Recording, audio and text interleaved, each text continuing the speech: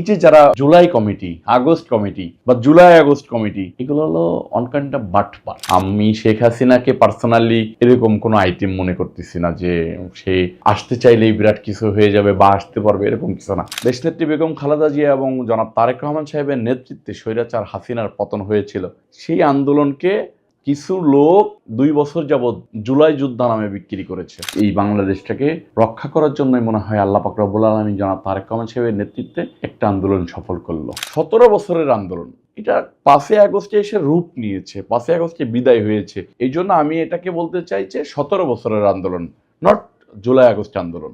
2024 সালের জুলাই গণঅভ্যুত্থানের সময় 4 আগস্ট শাহবাগ মোড় নিয়ন্ত্রণ নিয়েছিলেন যুবদলের নেতাকর্মীরা। তখন পুলিশের ব্যারিকেড কিংবা কারফিউ ভেঙে সর্বপ্রথম যুবদল মিছিল নিয়ে পৌঁছে শাহবাগ মোড়ে। আজকে আমাদের সঙ্গে আছেন ঢাকা মহানগর দক্ষিণ যুবদলের সদস্য সচিব রবিউল ইসলাম নয়ন। তার কাছ থেকে জানতে চাই সেই উত্তাল দিনগুলোতে আসলে কিভাবে তিনি মিটিং করেছিলেন এবং কেন তারা পুলিশের ব্যারিকেড ভেঙে শাহবাগ মোড়ে পৌঁছে গিয়েছেন। সেখানে তো অন্যান্য ছাত্র সংগঠন কিংবা ছাত্ররা ছিল। আপনার কাছে জানতে চাই যে আপনারা প্রথম কেন গিয়েছিলেন মিছিল ভেঙে? অনেকে তো ছিল সেখানে। শাহবাগ মোড় দখল নেওয়ার একটাই কারণ ছিল, আমার ভিতরে একটা ভয় ছিল যে এর আগেও আমরা যেসব আন্দোলন করেছি, আমাদের বিএনপির কর্মসূচি বাদেও কোটা বিরোধী আন্দোলন, নিরাপদ সড়ক আন্দোলন, বিভিন্ন আন্দোলন দিয়ে আমরা সরকারকে প্রেসারে ফেলতে চেয়েছি। কিন্তু একটা সময় কিছু লোকদেরকে তারা এই আন্দোলনের ভিতরে ছাত্রলীগ যুবলীগকে ঢুকাই দিয়ে ম্যানেজ করে আন্দোলনটাকে ব্যাকফুটে নিয়ে গেছে। 4 তারিখে যখন কোনো কর্মসূচি দিল না, তখন আমার কাছে মনে হয়েছে যে আমরা কি মনে হয় কোনো গেমে পড়ে যাচ্ছি।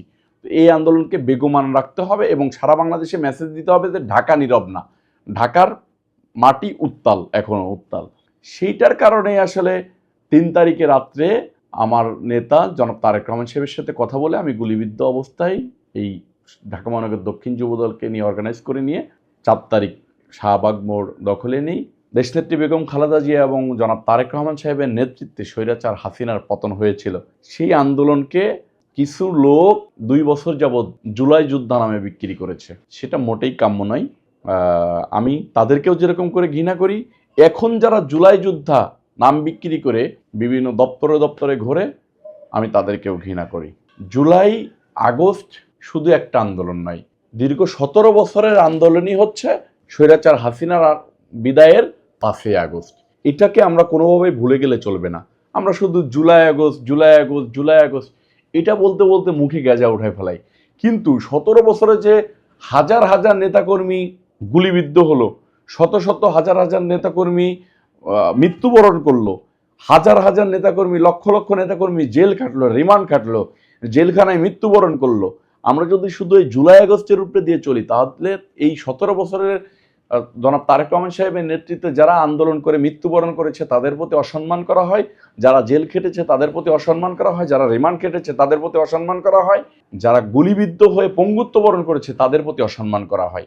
এই কারণে আমি এটা বলতে পারি যে 17 বছরের আন্দোলন, এটা 5 আগস্টে এসে রূপ নিয়েছে, 5 আগস্টে বিদায় হয়েছে। এই 17 বছরের আন্দোলনে 5 আগস্ট ছাড়াও তো শেষ হতে পারত, 7 আগস্ট হতে পারত, 10 আগস্ট হতে পারত, 20 জানুয়ারি হইতে পারত, তাই না? আমরা তো আন্দোলনটা চালিয়ে গিয়েছি 17 বছর। এই জন্য আমি এটাকে বলতে চাই যে 17 বছরের আন্দোলন, নট জুলাই আগস্ট আন্দোলন।